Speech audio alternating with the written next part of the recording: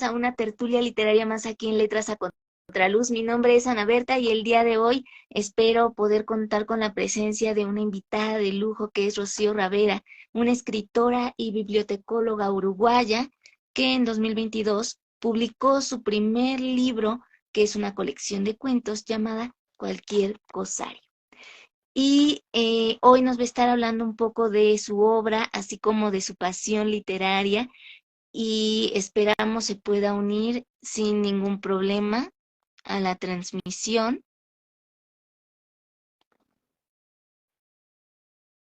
Ya le puse a aceptar.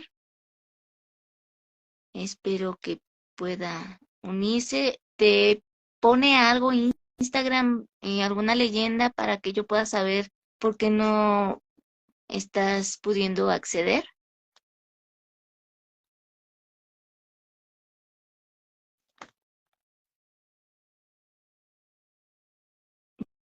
Ya le puse transmitir contigo. Ahí estás. Ahí sí. Sí, ahí, ya te escucho. No te veo, pero sí te escucho. Ah, pero qué raro, debería verse. A ver.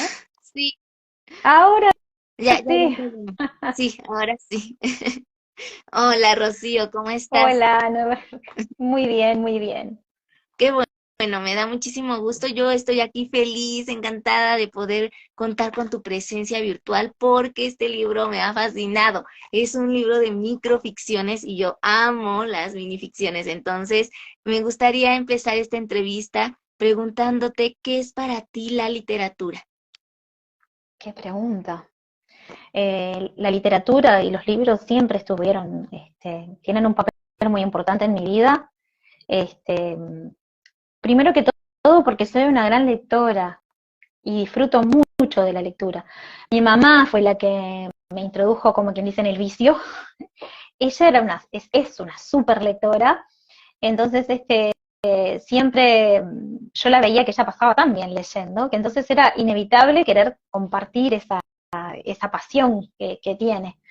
Y a la hora de elegir la carrera, bueno, pensé en ser profesora de literatura también, o sea, pero siempre pensando algo relacionado con los libros. Y de entonces me surgió esta, esta carrera que tanto quiero, que tiene que ver con los libros y que en mi caso, como soy bibliotecóloga escolar, combina los libros y los niños, que es otra cosa que me encanta. Y entonces, claro, todo el tiempo estoy todo el tiempo vinculada al mundo de los libros, como lectora, como profesional. Y bueno, y después lo de la escritura vino más tarde todavía, pero entonces como que es otro modo de vincularse, pero también, también es una fuerza motora muy importante en mi vida. Desde el momento, desde el disfrute, desde aprender, desde estudiar, desde compartir. Para mí el compartir también es sumamente importante. En tu obra vemos que nos llevas del miedo a la soledad, a distintas temáticas importantes como también la muerte, las desapariciones. ¿Qué debe producir desde esta perspectiva que tú nos planteas en tu libro? ¿Qué debe producir un escritor a través de su obra? Cuando yo pienso en escribir, no voy a decir que no pienso en el efecto, sí lo pienso, pero es algo como posterior a la escritura. Es decir, quizá para todos los escritores la experiencia es distinta, ¿no? Lo primero que me impulsa en escribir historias es simplemente eso, que quiero contar una historia. No soy una escritora, como se dicen, de brújula, dicen o sea, que va llevándose por lo que siente solo, sino que cuando voy a escribir algo, eh, generalmente tengo muy claro a dónde quiero llegar. Quizá porque yo soy una persona muy soñadora y muy imaginativa, entonces, y porque también no tengo mucho tiempo, por todas las cosas de todos los días, tengo mucho tiempo de transporte en el cual no puedo hacer nada porque me mareo en los viajes. Y entonces, eh, medito mucho lo que voy a escribir antes de escribirlo. O sea, lo disfruto antes, o sea, lo pienso antes, a veces no lo disfruto tanto porque cuando uno no logra resolver una historia es como hay algo es realmente algo que te carcome la cabeza, no poder resolver una situación o no poder ver qué es lo que pasa en una historia. Entonces, en esos momentos, yo diría que lo que pienso a lo inmediato no es que voy a provocar en la persona, quizá lo que pienso es siempre a largo plazo. Ojalá esta persona, este cuento me haga sentir lo que a mí me hace sentir la literatura. Es decir, hacerme reír, hacerme pensar, quedarme pensando. Lo más interesante es cuando a veces uno se queda pensando, pero el disfrute también. Entonces, eso es lo que a mí me provoca la literatura. Mi sueño como escritora es que provocar eso en los demás. Quizá por eso te decía, en la primera instancia no pienso tanto en eso, sino más bien me enfoco en la historia en sí, es cómo resolver y cómo hacer un producto de calidad, algo lindo, algo bien pensado y que funcione, o sea, que tenga porque los cuentos son muy especiales de escribir. Yo tengo mucho amor por los cuentos y siempre recuerdo que Ray Bradbury decía, creo que era él el que decía, la novela gana por técnica y el cuento por nocaut. El cuento es de una artesanía que tenés que ser muy medido, muy preciso. Entonces, bueno, en esa primera parte me aboco al cuento. Me preocupa cómo funciona el cuento más que lo que voy a provocar. Cuando ya el cuento está resuelto y se afinan otras cosas como el lenguaje, que funciona y que no, ahí sí me pongo como más mala en algunos casos y como que disfruto, digo, los voy a hacer creer algo o afino cosas para, disfruto un poco pensando que los voy a hacer pensar algo que no es, o me divierto con el pobre futuro lector en realidad. ¿Cómo surge tu libro Cualquier Cosario y por qué intitularlo de esta forma? Yo empecé a escribir en el año 2017, y me uní a un taller literario que, aunque esto es pre-pandemia, era un taller literario que era asincrónico y era en línea, con dos escritores uruguayos. Uno de ellos es Fabián Severo, y Paula Simonetti, y el caso es que ella, aunque es uruguaya, se había ido a vivir a Argentina, entonces la dinámica del taller era siempre a través de correo, o sea, se mandaban consignas y tal. Yo fui a lo largo del tiempo, en todos los momentos en que fui haciendo este taller, en realidad era modalidad de taller porque a cuatro manos se llamaba, porque ellos evaluaban mis textos, me indicaban que si estaban, o sea, como todo taller, los corregían, pero también me decían esto, si estaba bien, si funcionaba, y me daban para adelante, me animaban. Yo fui acumulando una serie de cuentos que fui, como los iba juntando. Después llega una etapa que no sabes qué hacerte, porque llega un punto que yo al principio no mostraba lo que hacía, solamente a mis hermanas, a mi esposo, a mi familia, a mis amigos más cercanos, y como me agrada muchísimo, quizá por mi profesión como bibliotecóloga, las palabras habladas, grababa mis cuentos en audio, así que los primeros cuentos que mostré los hacía circular por audios de WhatsApp a mis conocidos, ¿ah? Y me gustaba muchísimo la experiencia, pero entonces ahí empecé a decir, esto funciona y yo quiero que quiero compartir con otras personas. La visión del arte y de la literatura, ahora que lo decís porque me quedé pensando en tu primera pregunta, tiene mucho que ver también con una visión del mundo. Para mí, me considero ser absolutamente social, por lo tanto, pienso que la dimensión de compartir con el otro, para mí es sumamente importante. Yo escribo para los demás. Sí escribo para mí también, pero escribo para el otro, o sea, para comunicarme también de alguna manera con el otro. ¿Te parece bien si nos lees un fragmento de uno de tus cuentos? Encantada. Es decir, ¿tenés alguna preferencia? Todos me gustaron, pero sí. sin duda alguna, Crimen Matemático, Año Sabático. Bueno, sí, Crimen Matemático. Sí. Les cuento el cuento Crimen Matemático y después les cuento, si quieren, cómo fue lo que hay detrás de Crimen crimen matemático, Sí, cómo fue que surgió y la inspiración que vino del crimen matemático, que a veces no tiene absolutamente nada que ver con lo que viene después. O sea, crimen matemático, la página 13. Muy bien. A minuto, pues. Con la historia del problema con la computadora, he tenido que hacer. ¡Ay, ahí está perfecto!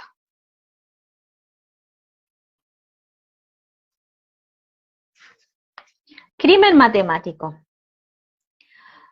No lo pude evitar. Cuando vi la secuencia de eventos, supe que tenía que hacer algo para detenerla. Las cadenas tienen memoria y condicionan el futuro, y yo no tenía otra opción que romperlas. Sé bien que esto no justifica lo que hice, pero usted comprenderá mi deseo de explicarme. En el epicentro de todo estaba y está ella. ¿Qué puedo decir que no suene banal? Tal vez que las exquisitas proporciones de su cuerpo me recordaban a la sucesión de Fibonacci. La amaba con desesperación, especialmente los días impares. Esperé a declararme un 29 de febrero para hacerle un día tan singular como mi amor. Yo la creía inaccesible. Sin embargo, algo en mi inusual torpeza debió de enternecer su corazón. Nuestra relación fue breve e intensa, hasta que un día ella puso punto final a la ecuación perfecta y pasó a ser la última en la lista de mis innumerables fracasos amorosos y me resigné a estar solo. Fue entonces, leyendo un artículo sobre las cadenas de Markov, que entendí que mi vida estaba asignada por un destino matemático. ¿Conoce usted a Markov? Si entra a Wikipedia, podrá encontrar la foto de este barbudo matemático ruso, bastante renombrado por sus estudios de probabilidades. Se lo haré fácil. Markov postulaba que el resultado de una cadena de eventos aleatorios, como puede ser tirar varias veces una moneda al aire y ver de qué lado cae, depende del resultado del evento inmediato anterior. Al analizar las causas de mi reciente ruptura amorosa, reconocí el patrón y me percaté de que las cadenas de Markov estaban controlando mi vida. Usted me dirá de que la posibilidad de que un evento se repita es casi nula, pero no se engañe. Yo sé que no, porque las cadenas tienen memoria y condicionan las probabilidades futuras. Quiso el azar que coincidiéramos los tres en un café. Ella, su nuevo novio y yo. La cucharita giraba frenética en mi taza cuando los vi tomados de la mano. Las cadenas tienen memoria. Tenía que anticiparme al destino, tenía que cortar la secuencia y aniquilar la posibilidad de que se repitiera. Esa misma noche rompí la cadena que me unía a Ligia con un certero disparo en su bella sien. Es cierto, señor juez, no niego que yo empuñé el arma, pero la culpa no es mía, es de las cadenas de Markov. excelente. Gracias. Me encanta tu estilo, muy dinámico, sorpresivo al final. Todo lo que debe contener un cuento o microcuento que debe ser breve, tiene que tener las palabras precisas, contundente, los personajes complejos. Me fascinó, me he vuelto tu fan. Muchas Por gracias. favor, cuéntanos cómo surgió este cuento. Este cuento, Markov existe, o sea, es todo verdad, la teoría de Markov es verdad, la teoría de las probabilidades, fue un señor ruso muy, muy importante, pero en realidad, trabajando en una biblioteca, a veces nos vienen con consultas de lo más, no digo, folclóricas. Y entonces tenía un estudiante muy avanzado de liceo que estaba haciendo un trabajo justamente sobre la probabilidad estadística y la profesora de matemática viene y me empieza a hablar de la teoría de Markov y que las probabilidades, y me querían explicar la teoría. Y yo, claro, yo de probabilidad y matemática más o menos, digo, pero me pareció que era accesible lo que explicaban. Y después también a mí me empezó a perseguir esa idea de que cómo podía ser que una serie de eventos marcara los eventos posteriores. Parece que en base a estas cosas se hacen estudios de las fábricas, estudios de medicina, de cómo evolucionan los enfermos, o sea, Markov está probado en muchas de las cosas, los estudios. Entonces, tuve un sueño, tuve una pesadilla con Markov, el barbudo matemático ruso y su teoría de la probabilidad, de la cual no recuerdo absolutamente nada. Es decir, no queda nada de ese sueño, salvo esa sensación de angustia que tenía yo cuando me desperté, de que era que como mi vida estaba manejada por una teoría de la probabilidad. Y entonces en base a eso empezó a surgir la historia en mi cabeza de este hombre tan peculiar que piensa que toda su vida está asignada por un evento matemático, porque si no, no se podría angustiar de esa manera. Y entonces en mi cabeza, como todo, empezaron a volar los personajes, empecé a soñar con ese hombre que tan peculiar, que todo estaba, da para mucho más, porque el personaje siempre sobrepasa a lo que es la ficción que puedes contar en 3 páginas. Pero yo me lo imaginé, me lo vi todo, es decir, los 29, es todo a matemática, Fibonacci, es decir, todo matemática, toda su vida era matemática, así que por eso tenía sentido en su locura que también su vida amorosa estuviera asignada por las probabilidades, y bueno, y me pareció que era algo inevitable, que esa obsesión le iba a llevar a hacer una cosa que realmente no tenía, para nosotros no tiene sentido, pero que para él tenía perfecto sentido. Es decir, él tenía que evitar a toda costa que la cadena siguiera pasando. Y esa es la historia esa es la historia de Markov. Sí. De los cuentos, hay algunos más largos, hay algunos más cortos. Sí. Los más cortos a veces son los más difíciles. A ti que te gusta la microficción. Hay uno en particular, por ejemplo, que es cortito y que, sin embargo, me sentí muy orgullosa cuando lo terminé, que a veces es difícil cuando uno está haciendo las palabras, que se llama Duelo, que está en este libro, y que es escribirlo fue como, para mí, como un golpe en el corazón. A veces hay cuentos que no te afectan cuando lo estás escribiendo, que te divierten, y hay otros que te hacen entrar dentro de su historia, te sentís dentro de esos con más facilidad que con otros, o al menos te sentís más afectada, digo, que con otros. Sí. Algunos quizá porque los permean los recuerdos, como es por ejemplo el cuento del cementerio, porque tiene mucho que ver con mi infancia, y también uno descubre mucho cuando los demás te dicen lo que ven en tus cuentos. Eso es muy rico. Por eso cuando yo a veces les digo a mis amigos, a mi familia, ay, díganme qué les parece o qué les provocó, o sea, es decir, no tengan miedo tampoco, digo, pero si les gustó, o sea, cuando veo que no me dicen nada, les digo, cuando si les gustó, díganme por qué. Y qué les produjo, pero la gente suele ser tímida con estas cosas, no te dice mucho. Dicen, tenés como que, ¿pero qué te gustó?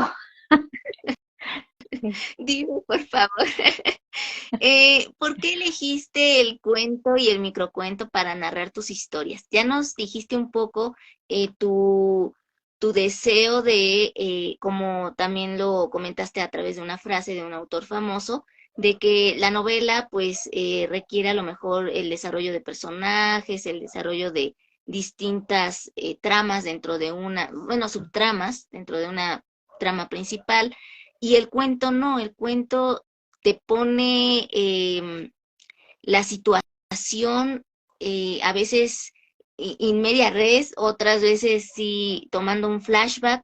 Entonces, ¿qué es lo que más disfrutas de escribir cuentos y microcuentos? Eso, todo lo que describiste de cómo es el cuento. A mí es un género que me atrae muchísimo, porque requiere de una destreza técnica, ¿sí? Porque yo creo que la escritura, además de ser arte, es una artesanía, es una cosa que se logra con mucho trabajo. Yo creo que hay gente que piensa que es como que viene una música y se te para en la cabeza y yo qué sé, que las ideas se te... No es así. Es decir, hay una parte que quizá es así, pero esto es la inspiración, esto es lo que hay que trabajar una cosa para que realmente te venga en algo. Tener buenas ideas, si después no se pueden concretar en un texto de una manera precisa y que a ti te convenza. Cuando digo que a ti te convenza que el que escribe, no, no es tan fácil. Ideas es lo que sobra. Es decir, ideas tenemos todo el tiempo y vienen de los más, lugares más insólitos. Pero, pero concretar las ideas tiene mucho de trabajo duro, es decir, de sentarse y revisar 50 veces algo, y yo soy bastante perfeccionista con algunas cosas, entonces claro, le doy varias repasadas a las cosas antes de mandarlo a corregir y aún después de corregido. Lo que sí hago por una salud mental por mi salud mental es, una vez que el texto siento que está pronto, no lo toco más. O sea que una vez que ya está, o sea que ya definí que está, porque me casó, porque ya está, ya. Por más que yo sé que todos los textos son perfectibles, entonces yo no puedo pretender la perfección. Pero entonces una vez que decidí que este texto está para corregir, para pasar a mi editora, entonces ahí no lo vuelvo a tocar. Y es lindo porque cuando me encuentro de nuevo con ese texto, no lo hago pensando en lo que podría haber hecho diferente, sino que lo acepto tal cual es y lo disfruto tal cual es, porque fue fruto de su momento, de cómo escribía yo en ese momento, de lo que me preocupaba en ese momento. Yo también escribo poesía, y la poesía para mí tiene una forma de escribir completamente diferente. La poesía sí es más visceral. La poesía sale y generalmente es muy, sí tiene mucha reescritura la poesía, pero es distinta. Es más como que sentís como el impulso de escribir algo y salió. No tiene tanta meditación al principio como el cuento. La poesía es más más lo que sale. Después sí, después en la reescritura entran a tallar otras cosas, digo, porque este, es lo que yo pienso, digo, capaz que otros no lo hacen así, pero un texto para tener cierta calidad, esas cosas tiene que, al menos en la poesía, tiene que tener en cuenta toda la musicalidad, la rítmica, las figuras literarias, el modo de expresarse. Entonces, claro, digo, y en el cuento entran a tallar otras cosas, digo, también el vocabulario, obvio, pero pienso que hasta mis cuentos, muchas veces, tienen algo que surge de la poesía en algunas, sí. A veces surge primero la poesía y no llega a ser poesía y se transforma en cuento. Eso también me ha pasado. Va Pero cobrando su para... propio ritmo, ¿Mm? va teniendo su propio ritmo, tomando su propio camino, Sí, cada texto que vamos escribiendo. es tal cual, es como si estuvieran ya eh, prescritos, o sea, no es así, pero como que Es van, el- sí, uno siente que van tomando forma, esa es la palabra. Eso es como, yo imagino que es así como la escultura, ¿no? Que yo al principio pensaba que la escultura era que te ibas como, tenías una piedra y ibas, no, en realidad es como, va tomando forma, pero la piedra ya tiene, o en tu cabeza también tiene la forma de lo que quieres lograr, pero la piedra ya también tiene su forma inicialmente. Entonces, debe ser parecido a eso, aunque yo de escultura, nada, no, no es lo mío, ni el dibujo tampoco. Es decir, las letras el dibujo, y cantar también, que me gusta muchísimo la música, pero no. La figura tú dibujas a palito, través de las no pasé palabras. de la figura palito, el monigote de cabecita, palito, palito, bueno, ahí, esa es mi noción de dibujo. Pero tienes otros talentos, como es la escritura, a través de la narrativa, a través de la poesía, y ahí es donde tú dibujas todo un paisaje, todo un personaje, le das vida a través de las letras. Me gustaría que me Así. permitieras compartirles un fragmento de tu cuento Escapismo. Ya ¿Ok? lo busco. Eh, eh, ¿Lo es quiere?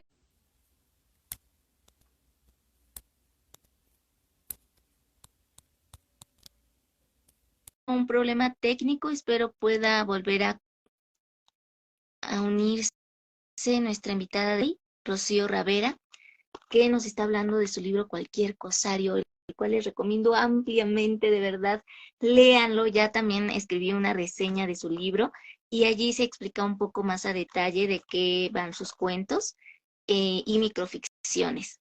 Hola Maika, qué gusto saludarte. Un abrazo hasta España. Muchas bendiciones. Vamos a ver si se puede unir otra vez la autora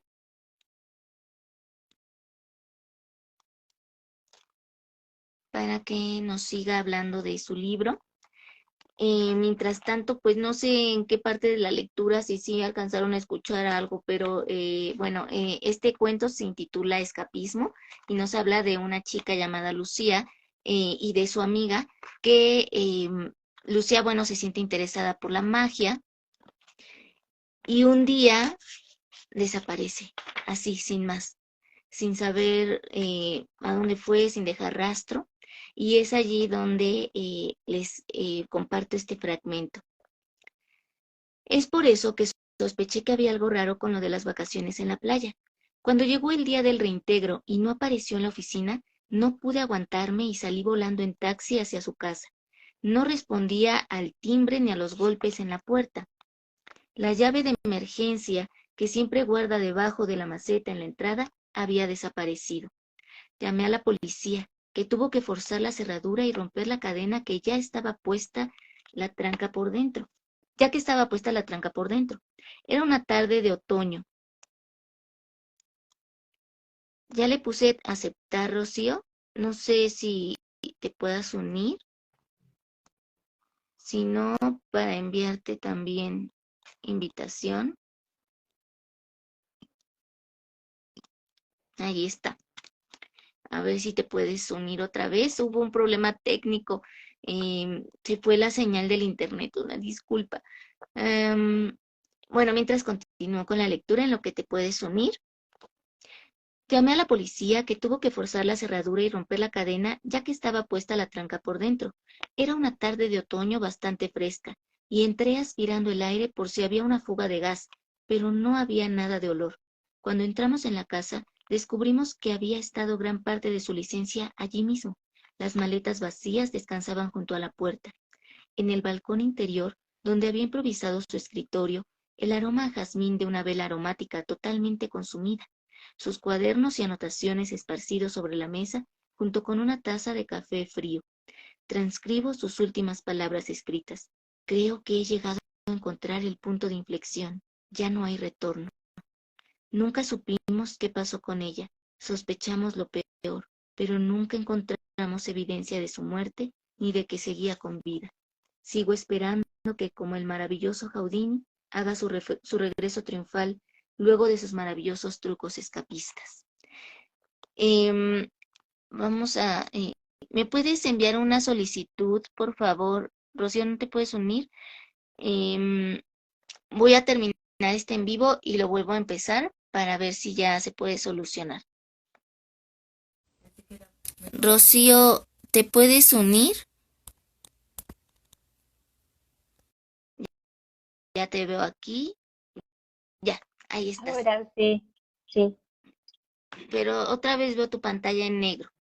Bueno, ahora, ahora sí, ahora sí. sí, ya te veo. Sí. Bueno, estábamos leyendo un fragmentito de escapismo, pero se cortó la transmisión, una disculpa enorme. No pasa nada. Sigamos con las preguntas para que no nos vuelva a pasar algo así. ¿Por qué abordas la Pero cotidianidad? llegué a escuchar que leíste el final de Escapismo. Sí, Pero lo llegué a escuchar yo. eh, ¿por qué abordas la cotidianidad desde un toque siniestro? Ay, yo también me lo pregunto. Tengo un poema que se llama Tinta Cruel, que justamente expresa eso, que yo misma me pregunto, siendo una persona que soy al revés, soy una persona súper como chispita, es decir, y normalmente muy, sin embargo, lo siniestro me atrae de una manera que quizá por eso, porque mucha gente me dice, no concuerda tu forma de ser así, cachorro feliz, y después leemos tus cuentos y es como, ¿qué pasó? Y yo les digo, debe ser, no sé, porque uno generalmente, claro, como justamente soy es una persona que está muy contenta, que está alegre, que tiene motivos para estar de buen humor y así, justamente se ve que canalizo esa historia por la negrura y el mal humor mío, va para ese lado, como que de alguna manera uno tiene que tener esa, este, yo les digo, salir de Ponilandia, como digo yo, y entonces ahí es cuando sale mi lado más oscuro, como mudanza, Puerta Trampa es un cuento también oscuro y cruel, este, sin tener nada que sea yo el terror no se me da bien, o sea, no lo he probado. Este, a mí es más el misterio y que también parte de la cotidianidad. Puerta Trampa es así, Puerta Trampa fue una cosa muy curiosa. Puerta Trampa fue un cuento que fue escrito prácticamente, ese sí, en muy poco tiempo y casi sin pensarlo. Nunca había escrito un cuento tan rápido como ese, a pesar de que es de los más largos. Este, y yo estaba tan dentro de la historia y, y realmente si me pongo a pensar cómo fue que salió a la luz y cómo fue que surgió todo esto, es increíble porque en realidad fue un amigo había comprado una casa este, y entonces nos mostraba la casa nueva, que era una casa cerca del barrio donde estamos nosotros, Palermo, por la calle Durazno, y una casa muy bonita, reciclada, y entonces Sergio, se llama este amigo, nos muestra como unas tablas en el piso, como una parte, y yo digo, ¿qué es eso? No, esto es como si fuera como un sótano, pero no se usa, como que no sé, además cuando llueve no sé si se inunda, y a mí lo que me quedó fue eso, que no tiene nada que ver con ese mundo subterráneo pero bueno, de alguna manera, Portatrampa, yo sentí que yo me estaba metiendo en las entrañas de la tierra, sentí la desesperación de una mujer que puede ser un hombre en realidad, porque en realidad ahí no tienen nada que ver, es simplemente la desesperación de una persona que siente que su vida es todo como, que no tiene sentido, que es insípida y que no haya salida a pesar de que ella trata, y no solo ella, sino también su entorno, porque tiene una persona que la apoya, y cómo nos pasa a veces eso de que cuando una persona tiene en este caso, una enfermedad, que sea psiquiátrica, así, nos sentimos hasta incapaces de poder ayudarla. Porque con una enfermedad, yo que sé, tienes gripe o otras cosas, uno puede ir al auxilio de esa persona y otros, sin embargo, cuando de este tenor es más difícil de saber cómo brindar apoyo. Pero por otra parte también está el tema de la fantasía, es un cuento que tiene muchas capas y tiene mucho entre línea. Y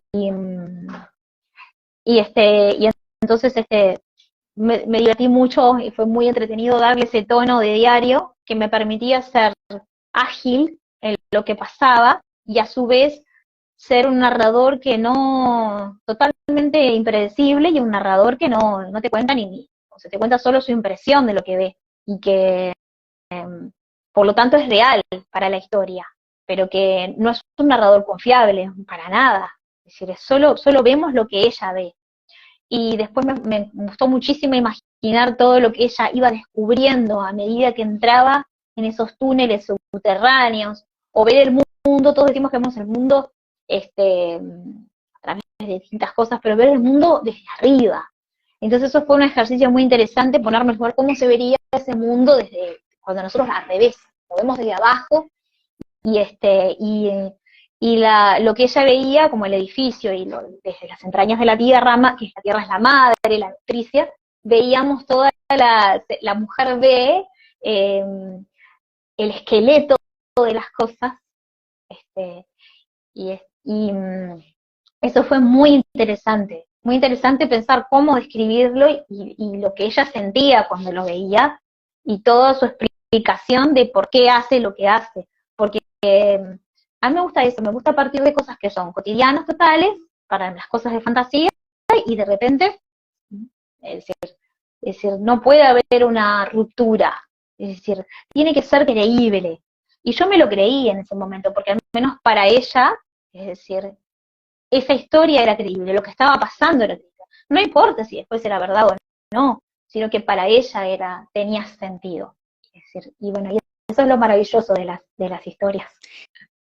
Aquí haces como ese viaje a su interior también, no solo a las entrañas de la tierra, a todo lo que se puede ver desde abajo, y todo el esqueleto que puede contemplar, ¿no? De su casa, del edificio, sino también es otra forma, yo lo vi metafóricamente, de cómo Hacia está su ella, interior y cómo se sí. refugia en ella misma para no Mm, enfrentar el mundo exterior, el mundo sí. real, el mundo que a lo mejor puede ser más doloroso.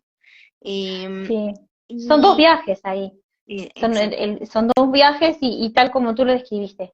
Es un viaje dentro de su cabeza y de su imaginación o lo que sea, o lo que pasa, si queremos creer que eso pasó, hacia físico, hacia el interior de la Tierra, pero un viaje interior hacia el interior de ella misma, donde ella encuentra a través de esa, de lo que ella ve y descubre, encuentra una manera de evadirse de lo que no quiere, como tú decías, de lo que no quiere ver, ¿no? De lo que no, Ujú. y justifica también su elección final. Pero pero yo tenía que hacerlo creíble.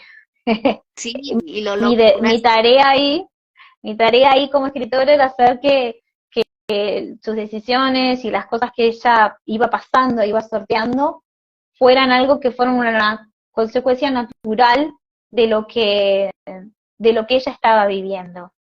Porque ella lo que estaba buscando es eso. En ese viaje hacia las entrañas de la tierra o hacia sí misma, lo que ella buscaba era dar sentido a lo que le pasaba. Es decir, una forma de explicar y de solucionar lo que a ella la hacía sentir toda esta situación. ¿Cuáles son tus referentes literarios que te han marcado de cierta forma en tu escritura y que tú puedes percibir claramente que allí está su huella, su impronta? Eso es difícil, pero no porque no, sino porque, te digo la verdad, cuando yo era adolescente, que fue mi tiempo de lectura más, ¿viste? Antes de que te empiecen a poner exámenes cuando estás en el bachillerato, digo que esa fue mi época más de lectura, más fermental. No tenía ningún criterio de lectura y agradezco que nunca me hayan puesto filtro en eso, ni censura. Yo leía todo, todo, todo. Pero lamentablemente leía sin a veces sin ni siquiera prestar atención a quién estaba leyendo. Me ha pasado muchos años después encontrarme con un clásico que yo pensar que no lo había leído y empezar a leer y decir, pero esto yo ya lo leí, ya lo leí, esto ya lo leí, yo ya conozco esa historia. Entonces, claro, sería una traición decir que porque además estoy segura de que hay muchísimos, muchísimos, de que se van quedando en tu memoria y tu conciencia y no, y claro, no los recordás o no. De los cuentistas, por ejemplo, me gusta muchísimo Ray Bradbury, no sé si afectado o no, él tiene otro estilo muy grande, además que es traducción, digo, porque es anglosajón, pero me gusta mucho su forma de escribir. De hecho, tengo un cuento que hace un poco de homenaje a su visión de los extraterrestres, de los, de los marcianos. Me gusta mucho Chekhov, eh, Raymond Carver, que es el de realismo sucio, que no lo...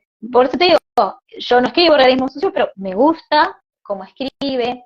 Hay una Patricia Highsmith, creo que es así, que escribe unos cuentos terribles, cuentos misóginos se llaman también. Me gustan mucho, bueno, los clásicos Poe y Lovecraft, sin embargo yo con el terror no me meto, pero lo rodeo. Eh, Cortázar, Quiroga, de los uruguayos, Felisberto Hernández, es decir, todo eso en cuanto a cuentistas, que quizá por el género es y muchos otros más, muchos, muchos, muchos más que ni me acuerdo. Pero yo leo de todo, me gusta mucho la novela, me gusta el teatro, me gusta me gusta más ficción que leer ensayo, y lo reconozco, porque para facultad leo mucho cosas de información, y entonces, claro, como que trato de dejar ese espacio de lectura recreativa para algo que no sea, leo también mucho poesía,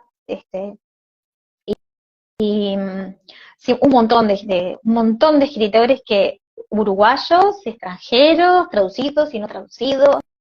No tenía mucho, Ítalo Calvino, hermosos cuentos los de Ítalo Calvino, Ciudades Invisibles, sin embargo, me encantaron. Y quién sabe cuántas cosas hay en mis cuentos que les debo a esos escritores, y que no, y que en este momento yo no sé identificar. A veces es difícil identificar en la escritura de uno esas influencias. No es que no quiera reconocerlas, darles crédito, sino es que de repente no soy muy objetiva cuando me miro a mí misma. El otro día estuve en una entrevista con una amiga que es chilena, y me decía, Rocío, tú pones aforismos, ¿por qué no nos hablas de los aforismos? Y yo decía, ¿qué aforismos? Entonces empecé a darme cuenta que cada tanto, en la mayoría de los cuentos, tenía un aforismo por ahí colado en cada cuento, pero yo no me había dado cuenta de eso. Es decir, no me había percatado de que escribía, de que hacía esas cosas. Yo, para decirte un ejemplo, de los latinoamericanos, yo qué sé, hay tantos escritores que la verdad que un mundo, un mundo de escritores que les debo tantas cosas, y que sin duda están por ahí, entre las líneas de mis textos, algunos lejos estoy de escribir como ellos, pero digo que están, como decir, pero que están ahí, que están embebidos y que viven en las historias y en las cosas. Pero decía así, cuando era chica no tenía mucho criterio de lectura, por eso digo, agradezco que no hayan tenido filtro conmigo y que me hayan permitido tener libertad de lectura. Y una bibliotecaria me ayudó, y no por una cosa positiva. Yo iba la única biblioteca que había en mi pueblo era una biblioteca municipal, que era una habitación. ¿Sí? Y estaba infantil y adultos. Yo no tenía edad para leerlo de adultos, me decía ella. Entonces yo miraba desde lejos las novelas, y era como la fruta prohibida, no decía, y no me lo dejaban leer. Y entonces yo había descubierto que había libros que estaban en los dos lados, que estaban en Los Tres Mosqueteros, estaban en ambos lados. Entonces fui y le dije, la señora se enojó, no le gustó mucho que le llamara la atención sobre eso, y me negó la posibilidad de leer las novelas. Entonces yo miro a la izquierda, me acuerdo, hasta el lugar, me acuerdo, y había toda una pared así de libros que decía literatura. Entonces yo dije, ¿y esos? Y me dijo, y se quedó en duda, y yo ahí dije, esta es la mía, tiene una fisura. La literatura es para todo el mundo, y no supo qué decirme.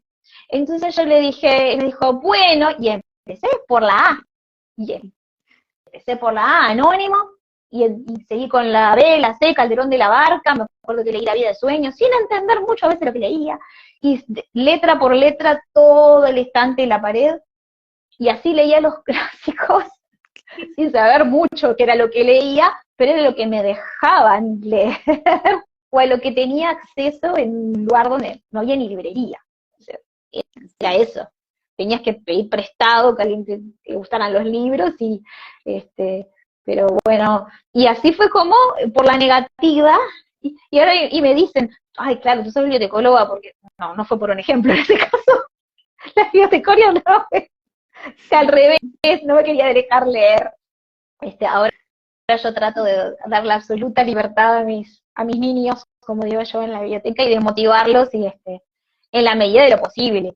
Creo que a veces más el filtro viene porque incluso esas cosas no me privaron incluso de que después no leyera esos clásicos con gusto, porque uno puede decir, ay, estás que me decía, no lo leas ahora porque sos chiquita y te va a quemar la historia. No, después te olvidás.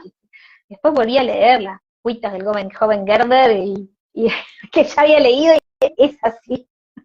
Es así, fue una de las que me acordé, o de ir a libros de segunda mano cuando estaba acá en esas librerías antiguas que tienen libros, y elegir libros porque así me pintó, y después descubrir que era un premio Nobel. Pero yo no sabía, yo miré y dije, este tambor de hojalata, qué lindo. Eh, me gusta lo que leí detrás y dejarte sin sentir prejuicio por lo que eso es muchas veces lo que nos pasa. Es decir, que esto es buena literatura, esto es buena literatura, y a veces nos privamos de leer cosas que no nos damos esa libertad. Igual te digo que con el tiempo no tengo tanto tiempo de leer como cuando era chica, entonces sí, ahora no tengo esa cosa que decía, el libro lo empiezo y lo termino. No, empiezo a leer un libro y si en ese momento siento que no es para mí el momento, lo cierro, sin ningún tipo de culpabilidad, lo dejo ahí quizá en otro momento. Pero no puedo porque no tengo tiempo.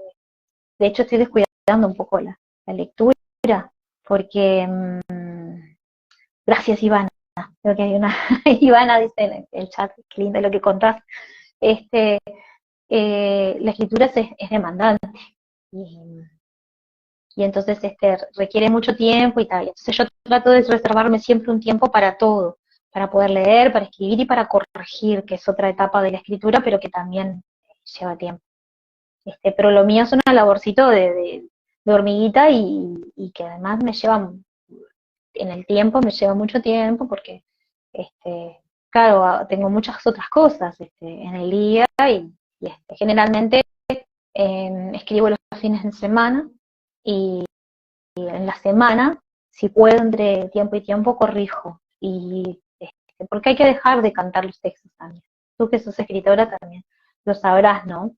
A veces hay que dejar leudar la masa. Sí, exactamente. Aquí en tu libro, Cualquier Cosario, nos hablas también de las desapariciones inexplicables. Y aparte, aparecen cadáveres cerca del mar, cadáveres ahí en un terreno casi baldío. ¿Por qué elegiste ese tema, esa problemática social que hoy en día se vive mucho en países latinoamericanos? Pero ¿por qué a ti te interesó hacerlo? Para nosotros, yo nací en dictadura.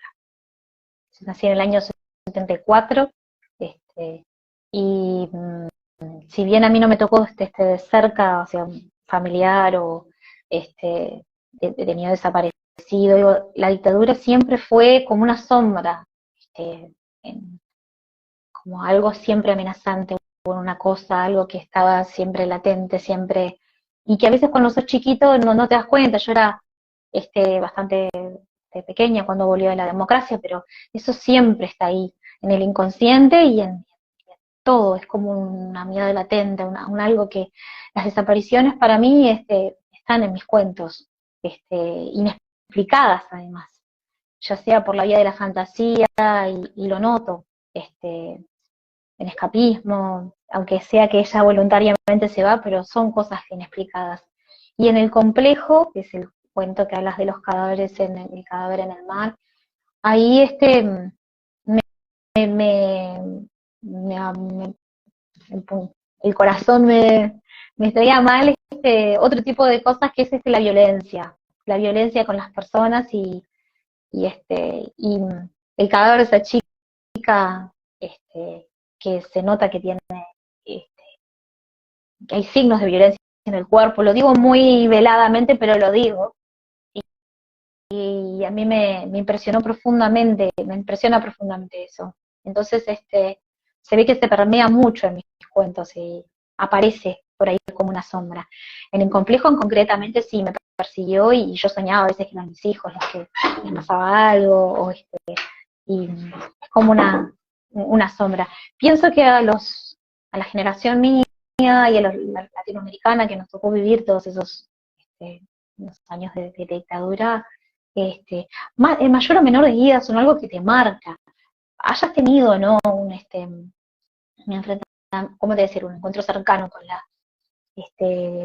con la violencia, la represión, siempre está ahí. Y ahora en estos momentos también, que son momentos en que en las situaciones también se habla también de que de traer el tema de nuevo al tapete porque se encuentran restos. Entonces todo eso y quieras o no, está en tu cabeza, ¿no? Se permea y todo. Pero sí, el complejo se trata, es también la violencia de género, que es otra violencia que está todo el tiempo, o sea, que no, este, y que tal, o la violencia en la calle, o la violencia que no que no sabes, que no te la esperás, que no, que te, que te agarra y que a veces la normalizás tanto.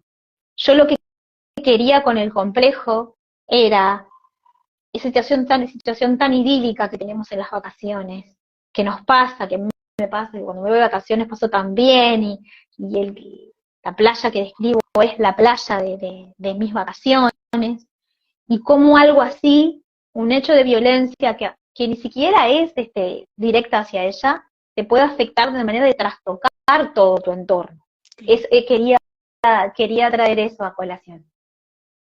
Y también posteriormente en donde aparece como el bulto, ¿no? De que menciona la niña y cómo En el bulto. los infantes también a veces observan cosas que los adultos ya pasan por alto, ¿no? Y eso que nos muestra que todavía esa mirada inocente les dice esto no es correcto, ¿no? Esto no está bien, esa violencia y ese cadáver allí olvidado em, también produce algo en el otro. Y es importante que no se pierda eso de vista. No, no debería de ningún caso la violencia debería ser normalizada, pero a veces lo hacemos sin querer. Y lo hablo también en primera persona, digo, porque muchas veces escuchamos de hechos que pasan en la calle, a nuestro alrededor, o por ejemplo, yo que sé, vemos también hechos de violencia y no intervenimos, o los consideramos como, bueno, otra cosa más que, no sé, presenciamos de repente un robo cerca o una agresión. No tiene por qué ser algo grave, a veces es un insulto, un destrato que se tiene a veces nos tenemos las personas entre nosotros y no debería ser así, o al menos no debería ser normal que nos tratáramos así. Entonces eso, bueno, nadie está libre, y entonces por eso mis cuentos de alguna manera, en esos cuentos también me gustaba expresar eso, ¿no? Es decir, en el bulto sí, es clarísimo. Y también la gente que lo único que le interesa es sacarse la foto del celular, ¿no?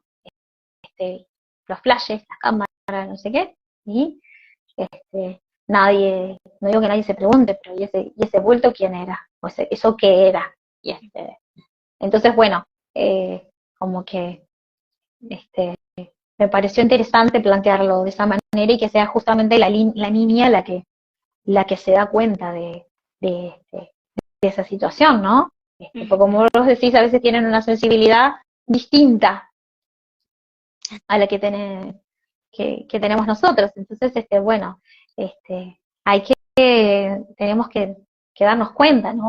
Digo, también Y estar también alerta. exacto, estar alerta, prestarle atención a lo que los niños están viendo, a lo que están escuchando, porque también muchas veces los adultos como que cierran los ojos, ¿no? Y eso no resuelve el problema que está ahí presente. Entonces, no sé, a lo mejor a veces es una forma de, pues son tantos los problemas que hay en la sociedad Sí. que uno ya no Que sabe eso ni qué hacer, ¿no? no es uno como que, claro, es una forma de protección también, porque uno a veces te dice no puedo solucionarlo y te vas haciendo como una coraza, es decir, no, digo, como que una capa de sensibilidad frente al. Y está, bueno, no, si bien no debería pasar, también es algo que es muy natural también, porque es una cosa de protección que tenemos nosotros y las distintas formas de salir, puede ser el escape, la evasión, la negación, todas esas cosas, bueno, es que no es lo mismo, pero en la cafetera, Sí, en la sí, sí, sí. cafetera estamos discutiendo por una cafetera que se rompió o por qué Aparentemente. estamos discutiendo. Exacto. La pareja que discute porque se rompe la cafetera y ahí hay mucho mar de fondo en esa cafetera. Este, o por ejemplo, cosas que nos enfrentamos todos en la vida y que nos ponen en una situación, por ejemplo, ¿quién no ha estado en un pasillo de hospital esperando? Eso también. Es decir, que algo pase, esperando que cuándo va a ser la hora de visita. Es decir, tantas cosas que nos pasan, digo. Yo creo que por eso digo, mis cuentos son dentro de su fantasía y de las cosas como que tienen mucho también de normalidad. Es decir, mi infancia también está mucho, es decir, se permean mucho las cosas, las siestas de escapismo están ahí, mi araña que lo tilde. Eso era una araña, yo pensaba realmente que era mi mascota. Es verdad. Es decir, mis hermanas no siguen contentas con eso, nunca estuvieron contentas. Yo tengo mi versión de lo que pasó y ellas dicen que era horrible, que la araña se escondía, como que la araña conspiraba para saltar arriba de ellas. Ellas le ponen mucha, a mi entender, le ponían mucho color. Era mentira. Pero bueno, son visiones. Y como yo les digo, el cuento es mío. O sea, en la transposición de lo que pasa, por más que uno haga un cuento que se basa en algo real, nunca, nunca va a ser lo que realmente pasó. Porque siempre hay un punto de vista que media en la escritura. Muy ¿Sí? subjetivo. Entonces, es Sí. inevitable. Es decir, o me han pasado de contarme una anécdota y yo tomarla para un cuento y no resulta nada que ver. Yo siempre le digo a la persona, mira que me acordé de vos con ese cuento, pero lo que salió, No, no. con todo, tomó otra vida, tomó otra, sí, se fue, se fue, se fue por su propio camino. Ahí entendí lo que decían cuando yo me reía, cuando escuchaba que los autores decían que los personajes toman su propia vida y Ujú. y a veces hacen lo que uno, no lo que uno quiere, sino que tienen como si tuvieran vida propia. No es que se sienten y manden y te agarren el lápiz, pero sí es cierto que lo que se refiere es que un personaje por su lógica actuaría de determinada manera, no como yo quiero, sino como es su personalidad. Porque esto es interesante que me pasa ahora con algunos escritores y con algunas personas cuando leen los cuentos, y es que una cosa es el escritor y otra cosa es el personaje.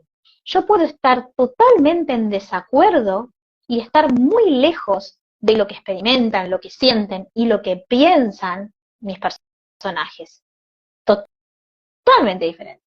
Es decir, y hay gente que se confunde, como dice, como que sos vos el que... Y yo digo, no puedo estar, en algunos casos sí coincide, y en otros casos no tiene nada que ver, como, a ver, deuda pendiente, el hombre que lo despiden y que sueña con, en un bar, sueña con tomar venganza, porque piensan que han sido injustos con él, y a mi entender, era un ser despreciable. Pero Sí, bueno, exactamente. él lo vive como si fuera que el mundo está contra él, es decir, todos están contra él y es injusto lo que han hecho con su vida y todo. Yo no estoy de acuerdo con eso, pero él, es decir, lo vive de esa manera y yo no soy quien para, a eso se refiere, eso de como una independencia entre Ujú. el escritor y sus personajes, ¿no? Porque a Sí, veces veo sí, que se juzga con liviandad, dicen, ay, este escritor, como si el personaje fuera el escritor.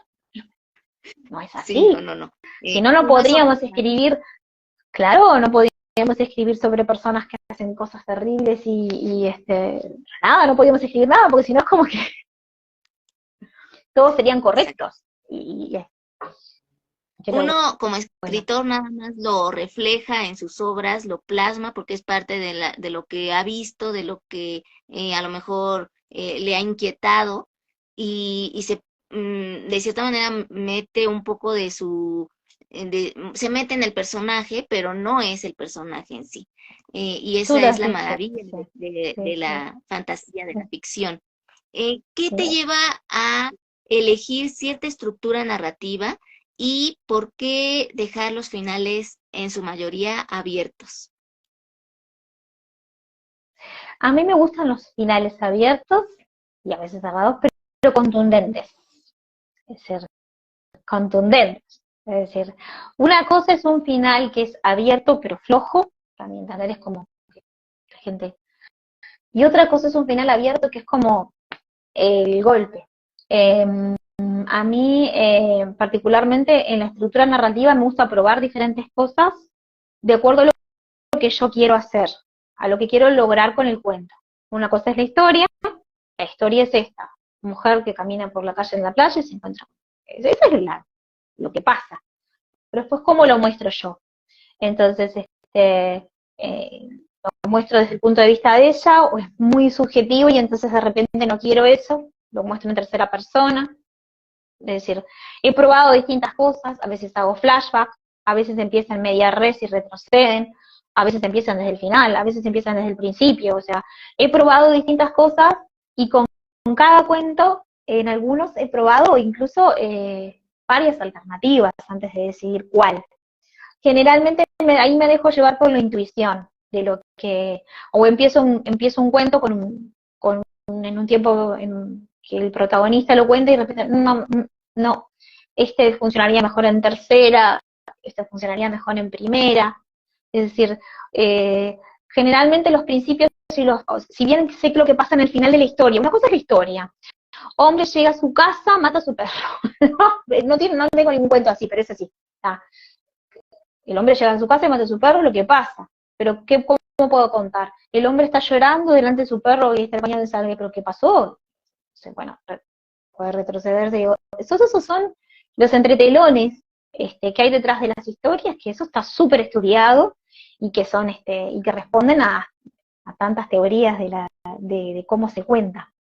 Yo eso, mucha, lo que es teoría sí, porque eso sí aprendí y la tengo bastante incorporada, entonces a veces la aplico sin saber mucho, pero a veces escribo el cuento y digo, ay, mirá, lo hice en media red. O sea, yo después que dice, ay, este era así, claro, pero no, luego uno lo hace intuitivamente, pero en el fondo sabe qué es lo que está haciendo, sabe que está eligiendo conscientemente, pero a veces para probar conviene también ser intuitivo, es decir, como primero, y después qué curioso, porque todos me dicen, ¿por qué los dejas abiertos? Y yo no pensé que los había dejado abiertos, para mí estaban cerraditos. Es como, y después ya van varias veces que me dice, ¿te gustan los finales abiertos? Y yo iba a decir, no, de ninguna manera, y después empecé a pensar y dije, ay, está el deuda pendiente, puerta trampa, escapismo, o sea, tienen un final, porque para mí una cosa es el final y otra cosa es que no se resuelva o aparentemente, o se resuelva, pero no totalmente lo que pasa. ¿Qué es eso? Que es el caso, por ejemplo, de escapismo, que para mí para mí el cuento es cerrado, el cuento está cerrado, pero lo que pasa en sí de la narración no lo sabemos. Portatrampa es igual, deuda pendiente ni siquiera menos. A veces es mejor no decir mucho. Yo a veces tengo que frenarme para cuando escribo. En una novela quizá uno podría expandirse y todo así, pero en el cuento no hay tiempo para hacer ni mucha introducción, ni mucho prolegómeno, ni tampoco mucha, no podés hilvanar mucho sobre cómo son los personajes, o sea, podés mostrarlos en la acción, pero no, que esa es para mí el kit de tener una escritura dinámica, ¿no? Y ágil, es decir, mostrar lo que hacen, mostrar lo que, pero que no quiere decir que no haya descripciones, porque hay descripciones en mis cuentos, pero es que es la justa medida y eso es difícil de encontrar. Es decir, qué es lo que tú quieres contar y lo que quieres dejar que la persona interprete o adivine, ¿no? Que Por le eso yo digo sugieres algo. siempre, sí, le sugiero, y algunos lo toman y no, y otros no, interpretan otra cosa diferente, y yo con eso me siento absolutamente feliz, digo, porque cuando uno escribe algo, ya deja de ser tuyo, es decir, es como no tenés derecho a cómo van a interpretar lo que tú escribiste, Sí, es decir, o sea, sigue siendo tuyo, pero las interpretaciones ya las dejas abiertas, ¿no? Completamente a lo que el lector haya experimentado a través de tu prosa.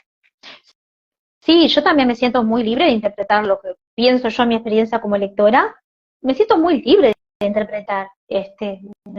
Entonces es como que uno, es difícil a veces, uno cuando libera un texto, a veces uno lo dice con mucha liviandad, pero a veces ves que se apoderan del texto y de repente no es eso lo que tú querías conseguir, pero tenés que abandonarlo, tenés que dejarlo ser para que tome sentido para otra persona, y que ellos a veces ven cosas que uno no ve y que quizás fue el inconsciente el que las, por ejemplo, voy a poner un ejemplo que fue muy gracioso.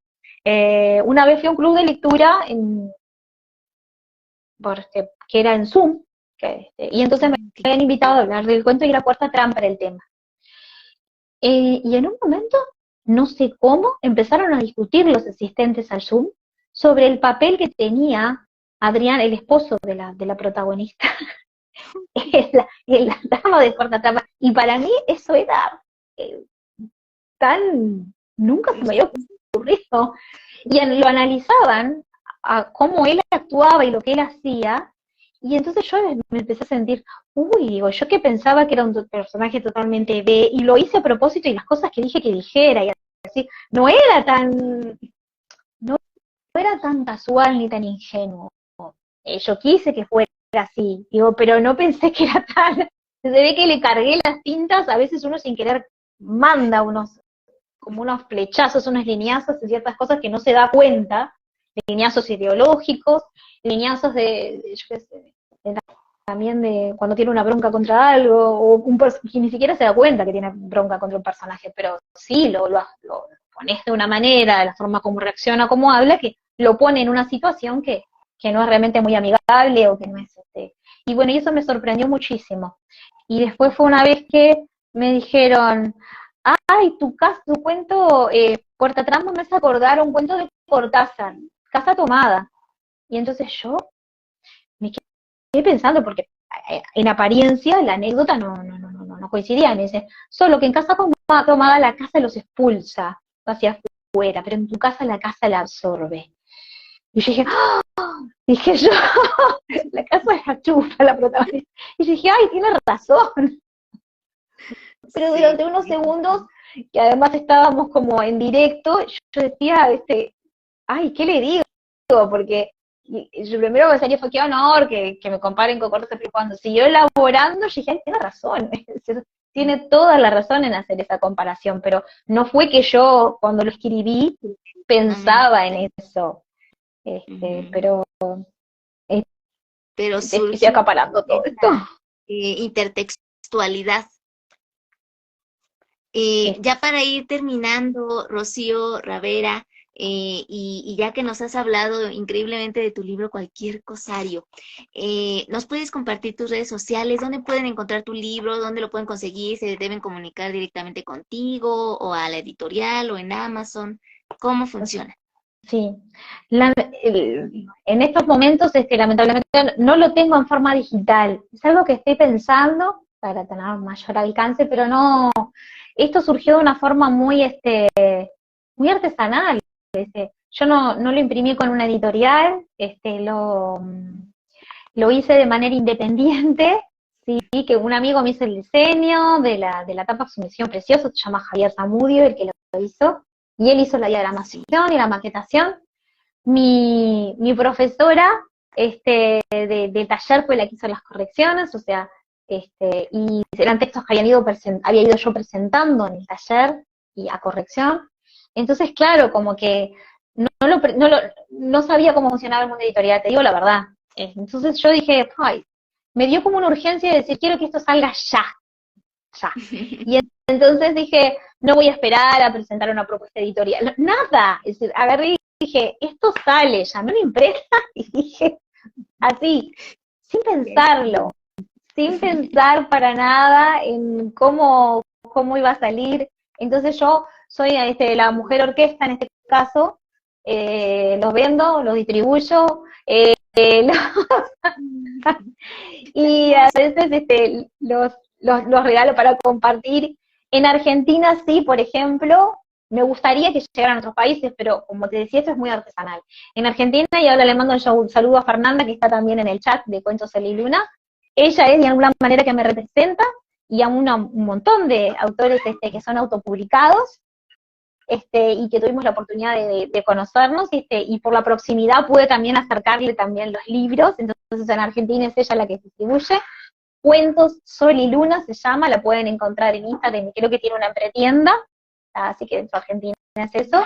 En Uruguay lo distribuyo yo, pero está también en librerías, están unas cuantas librerías de plaza, y mi idea es seguir yendo hacia el interior de Uruguay, y si Dios quiere, todavía no he encontrado la forma, pero me gustaría llegar a otros países. Lo que a mí siempre me gusta más el libro en físico, ¿no? Hay cosas que todavía le tengo, sería capaz de agarrar una maletita, poner los libros dentro y llevar los libros y atravesar, ¿entendés?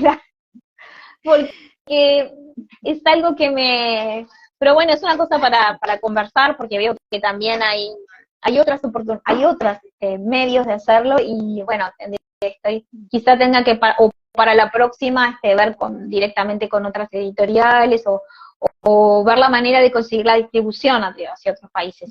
Bueno, hace poquito fui a la Feria Internacional del Libro, y me postulé por una de nuestro Ministerio de Educación y Cultura para que lleven mis libros a la Feria del Libro de Guadalajara.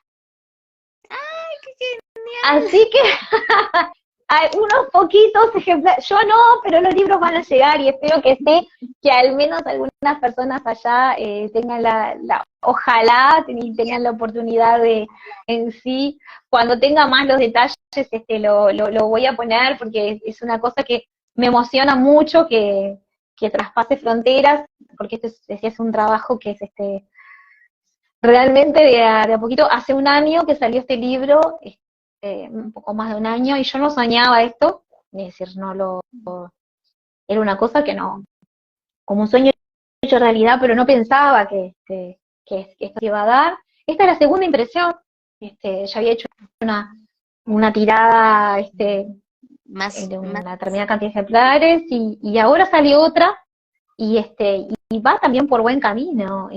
Sí. Bueno, acá me dicen también sí que va a estar en la Feria de Campana, que es en Buenos Aires, y del 17 al 20 de junio, por si hay algún argentino dando vueltas por ahí, aunque también siempre con Cuentos Sol y Luna también a toda Argentina llega. Y bueno, y espero, ojalá, Ana, es decir, Sí. algún día decir que llega a México. Bueno, ya llegó, porque claro, ya llegó contigo, que fue toda una aventura. Ay, sí, Correo mediante, tremendo. y Ahí que los correos, lo si habrá para contarle, los correos no cambian con los años. Siempre fue una cosa que uno temblaba de que llegaran, y ahora sigue siendo algo así, tenés que perseguir para que lleguen. No, pero bueno, afortunadamente ese libro llegó, y me puso muy feliz, muy feliz, y te agradezco muchísimo también tu reseña, porque me gustó muchísimo lo que dijiste, y como te decía, un escritor agradece las reseñas, porque te hacen también verte, como nosotros somos espejo de lo que, y enriquece muchísimo lo que la mirada del otro, enriquece, como, así que te agradezco profundamente, como también esta invitación. Y yo en Instagram me pueden buscar por mi nombre, que es Rocío Ravera, con V, y también en Instagram mi hashtag es Rocío Rav, así Rocío Ravera ya estaba ocupada. También estoy en Facebook y estoy en Twitter, todo por el nombre, siempre por mi nombre, Rocío Ravera, y me pueden encontrar. Ando bastante por las redes sociales, porque también es mi forma en este momento de informarme, aunque no lo crean. Soy media curiosa y ando picoteando por aquí y por allá, además de hacer promoción del libro. Muchísimas gracias por esta charla tan amena. Soy terrible, soy media acaparadora, no me puedes dejar hablar, Ana. Soy muy No, charleta. no, no, está Este, muy bien. A mí me encanta que nos converses, que tengas ese ánimo, ese entusiasmo y que te sientas a gusto. Eso es lo que buscamos en Letras a Contraluz, que los autores disfruten de este espacio Sí, literario para compartirnos lo que más aman. En este caso, pues la creación de este extraordinario libro que les recomiendo ampliamente. Está la reseña, pero también, sin duda alguna, en esta entrevista podrán descubrir el talento enorme que tiene, como bien dijo acá, Cuentos Sol y Luna, gran escritora, sí. No se van a arrepentir. Una vez que tengan en sus manos este libro, cada uno de los cuentos y nanorrelatos y microrrelatos les va a fascinar, los va a meter en todo un mundo, todo un universo de personajes complejos, de realidades que se introducen en lo siniestro, que nos, aunque dices que no eres buena para el terror, pero usas un terror psicológico, un terror de la vida real incluso, que es todavía más aterrador incluso que la ficción sí, muchas sí, veces. sí, Entonces, sí. todo eso ella lo logra a través de descripciones que son muy vívidas y que además usa los narradores específicamente para cada historia, adecuadamente, muy bien seleccionados, los títulos también son buenísimos y en cada uno pues vamos a encontrar a lo mejor diálogos,